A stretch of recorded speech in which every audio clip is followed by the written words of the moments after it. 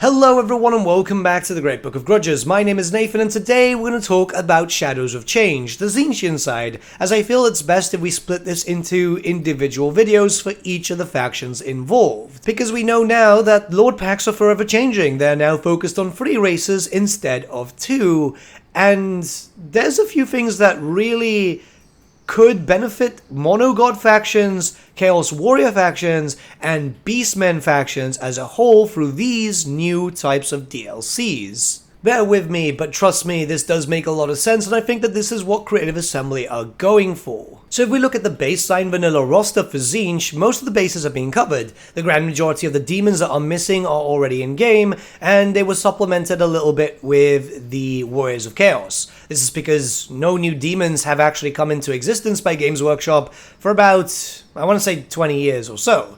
So there's a healthy mix, but yeah, this is not enough. This is not enough when you compare it to pretty much every other race in the setting so far. There's a few missing demons, which we'll talk about in this video, but these factions are very much proof that the original statement by Creative Assembly that these were demon factions and not monogod factions is completely false.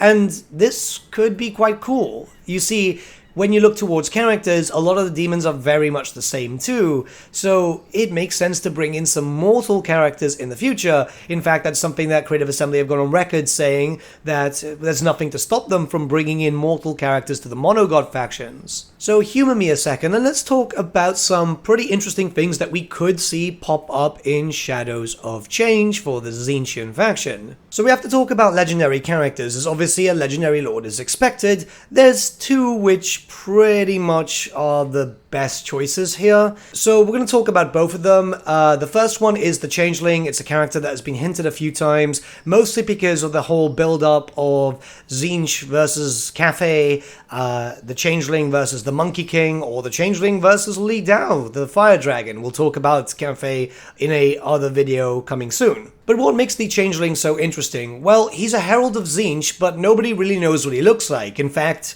well, even Tzeentch might not know what he looks like. This is because the Changeling, as you can guess from the name, keeps changing his form. He is the ultimate trickster, as he's able to take the form of pretty much anyone. We don't know if there's actually any restrictions on who he can actually take the form of, and he's been able to use this power for unspeakable evils. He's been able to pin the Chaos Gods against each other, Sonesh versus Khorne for example, but even being able to take the form of mortals and start wars, win wars, lose wars, all according to whatever the trickster wishes to do in that specific day. On the tabletop, he would very much do that, where you would be met with a challenge.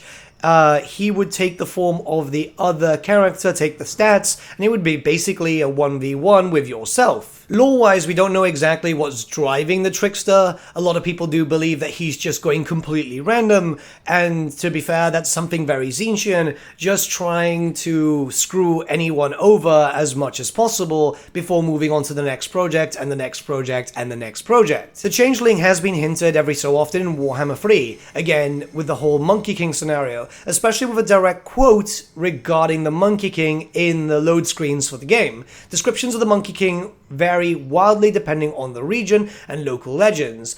In Northern Cafe, he is said to be a raging gorilla. In the West, a baboon-like creature with golden hair and an engorged rear, for the king is always in heat. On the eastern coast, legends tell of a gluttonous orangutan with an exposed belly covered with unsightly boils. And in some parts of the south, the Monkey King is said to be a slight spider monkey who jumps upon the shoulder of allies and enemies, whispering half-truths and lies. What you can tell here is that the Monkey King in various parts of Cafe is believed to be one of the aspects of the Chaos Gods. But this could either be an aspect of the Chaos Gods, or it could just be the Changeling trying to sow some chaos, which is something that's very much expected, as many people do believe that this is the Changeling trying to destroy the reputation of the Monkey King in an effort to make him fight against the Cathayan dragons and lead to some sort of Cathayan civil war. This could be an interesting character to have as a legendary lord, but there's another one that many people are thinking about, which is as follows. The second character is Egrimm van Horstmann. This is a character that many people have been expecting for a long time now, as many people believe that the light wizard that we saw getting corrupted was Egrimm. This was from the Warhammer 1 trailer. Turns out that that was the advisor, but Egrimm van Horstmann is a former Light Wizard of the Imperial Colleges of Magic in the Light Order. He was considered the youngest and one of the most gifted in the Empire's Colleges of Magic, being one of the very few that can find out the ancient secrets of that lore of magic itself. But as it goes with all things Warhammer, when you're young and you show a lot of magical prowess, you also can attract the attention of the Changer of Ways. Demons of Tzeentch whispered into the minds of Van Horstmann, and he eventually fell to corruption. Now, his story would have been short, considering that if you would have been falling to corruption within the Colleges of Light eventually, especially with the Light Wizards, you would have been found out. There were suspicions, but by the time that people were catching on, he had freed the Chaos Dragon Bordros, which was hidden within the Pyramid of Light itself, acting as a prison, and flew away. Yeah, I know, it sounds kinda anticlimactic, but there's a bit more to it, there's a lot of lore. Just trying to give you the cliff notes here, as this character himself did have his own novel dedicated to him. Obviously, as he fled north into the Chaos Wastes, his power did increase tremendously, pairing up everything he learned within the Imperial Colleges and then obviously what he was taught by the Demons of Tzeentch. He is known as a commander, he is extremely disciplined, and perhaps one of the strongest spellcasters to ever walk the face of the Warhammer fantasy world. As he was corrupted by chaos, he was granted many boons, his knowledge increased and his strength increased too, making him a very proficient fighter in close combat. Not that he needs to, as he is mounted pretty much all the time upon this Chaos Dragon that he had freed. He's a pretty cool character with a very iconic miniature. I imagine that he'd be very unique because he would be a Chaos Sorcerer of Tzeentch, but with access to the Law of Light. The Law of Light being good for killing off other demons too, which is going to be quite interesting. And I know a lot of people are saying, yeah, it's immortal, it doesn't really make sense, but keep in mind again, these are mono-god factions, not just demon factions. It could be kind of cool to add in future characters here, which are mortal, rather than putting them in the Warriors of Chaos, which, let's be honest, there's a lot of Warriors of Chaos right now. Both of these characters are quite cool. These are the ones that I think are going to be in the DLC. It's either one or the other, and to be honest, I have no preference. Personally, maybe I might actually be leaning towards Egrimm, mostly because I've got that miniature, I remember building it up, I remember painting it up, and it was such a hassle because, you know, metal.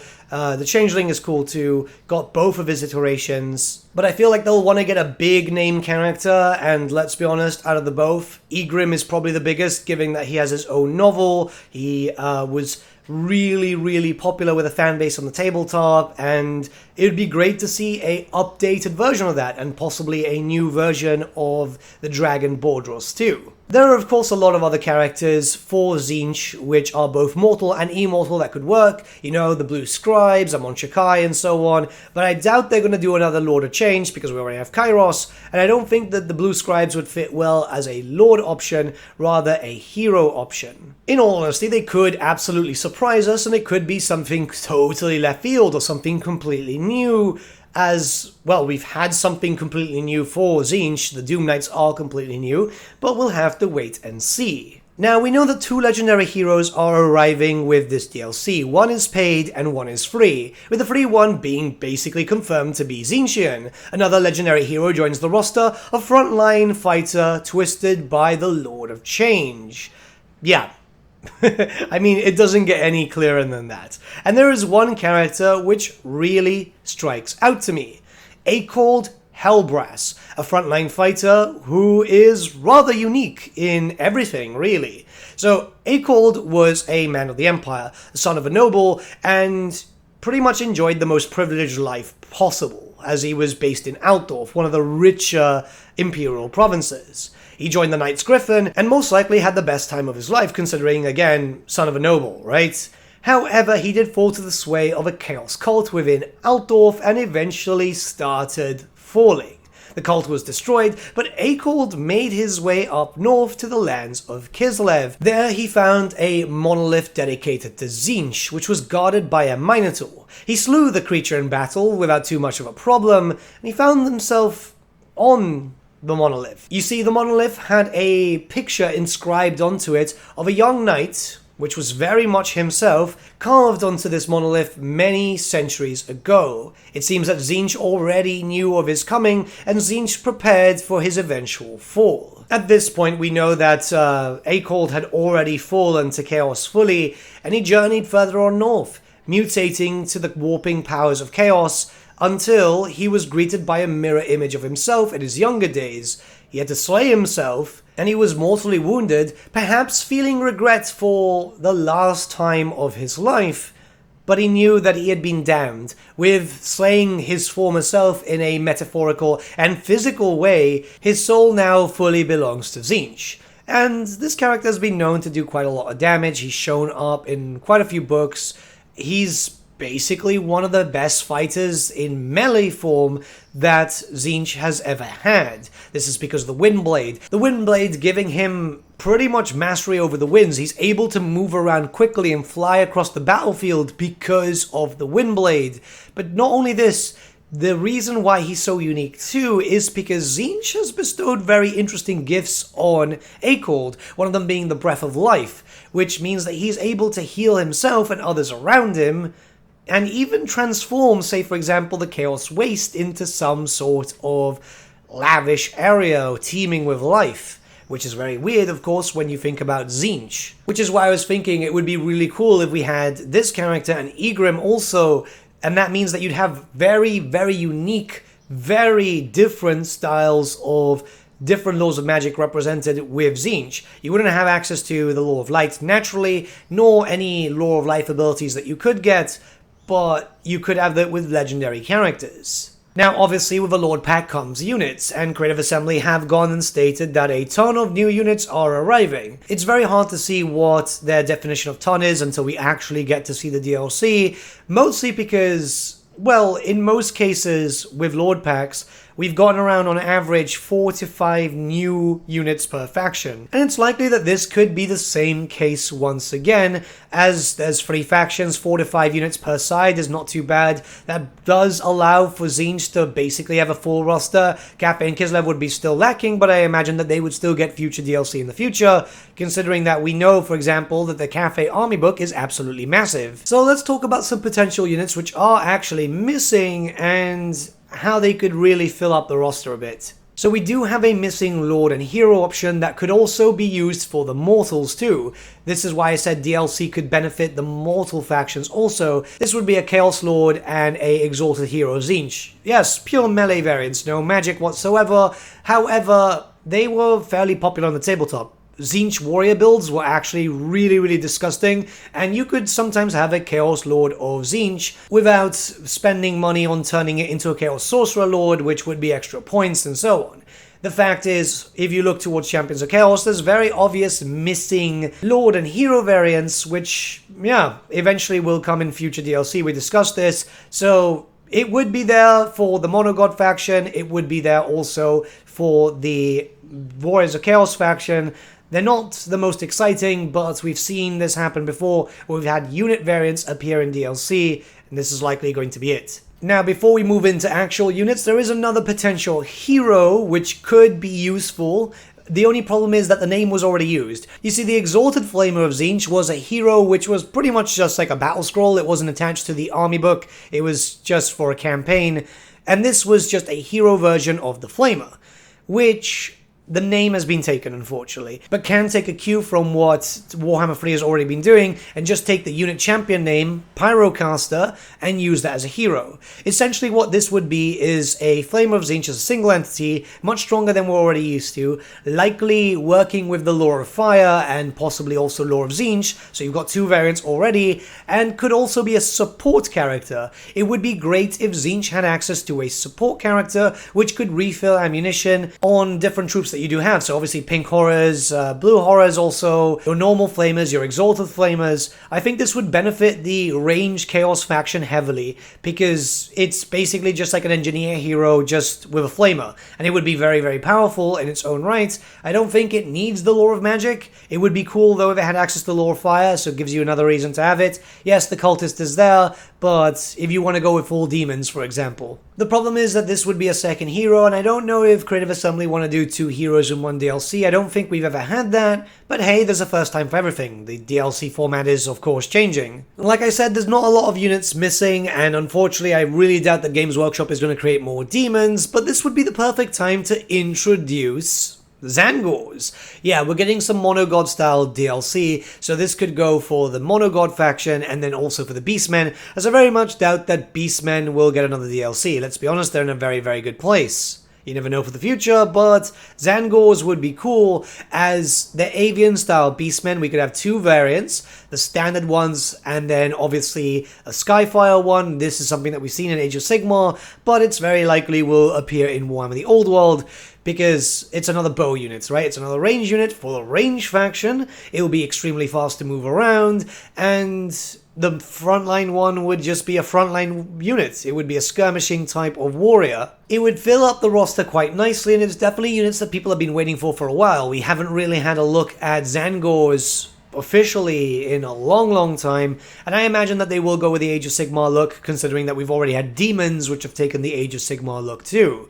This would be kind of cool, as again, it would fill out the Beastmen roster a little bit more just to give a little bit of variety, and since we know that next is a Nurgle DLC and after that is Tzeentch, we could get, you know, Pestigors, Slangors, and hopefully there's a Khorne DLC at some point where we could get Khorne Gors too. Flying disc units with bows would be great. They'd be able to be used as a shock troop, but also as a range troop. It would fit very nicely with the faction, which already has some flying range troops too. I honestly think this could work out quite well. The skirmishing units would be frontline, but you could still have them going for the side, probably with Vanguard, because they're still supposed to be kind of like Bestigors, and a little bit more armor goes a long way. I'd much rather this than them going, oh, let's just give them the missing unit variants for the Chaos Warriors.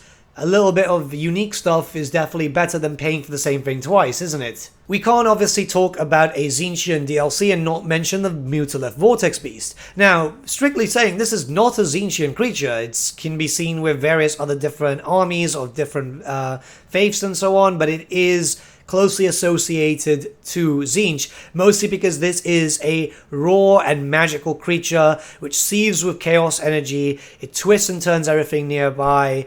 It is one of the best looking models that we had in the more later creations in terms of model releases, which would have debuffs to enemy casters. It would also be very good at channeling the winds of magic, so this could kind of work in a very similar sense to the War Shrine, but focusing heavily on debuffs and also being able to do a lot of damage, because it would basically be like a Chaos Spawn, right? I imagine this even being unbreakable too, as there's not really a lot that can control a Mutalith Vortex Beast. Again, if they ever plan to have this, which, you know, they've had hinted at Slaughter Brutes, which was the same kit, I imagine that they'll do the Vortex Beast with a Tzeentchian DLC, because it just makes so much sense. And the last thing is a big creature, the Fireworm of Tzeentch, which was featured in the MMO, but was also featured in the Hordes of Chaos 6th edition book.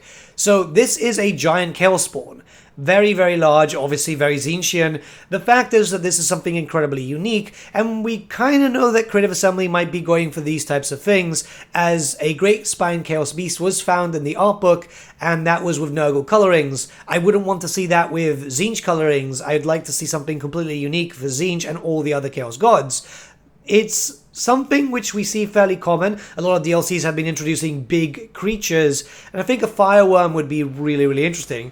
This is a Flamer, essentially. It's a Flamer, but also a Chaos Spawn. It would be able to move around very quickly. It would be able to have a little bit of a breath attack, but very good in melee too. I think Tzeentch needs a large creature. It'd definitely be something very, very impressive. We've seen this in mods. We've seen artwork of it. It is absolutely awesome. And it would fit with the theme. It would definitely fit with the theme. Think about a giant flame-throwing bird, but able to smash into enemy lines and stuff, possibly with a few different things here and there. I think all of this could be kind of realistic to see, depending on obviously the Legendary Lord. It'll be one or the other, and if we get two different hero choices, but it very much depends.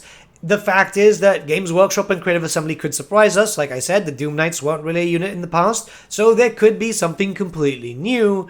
But I doubt it. I think they'll want to go through everything that's still available, unless there is new stuff coming in the eventual army books for the Warriors of Chaos, which would be kind of nice. But again, I think this is kind of realistic. It's kind of lines up with everything that we've seen in previous Lord packs and so on.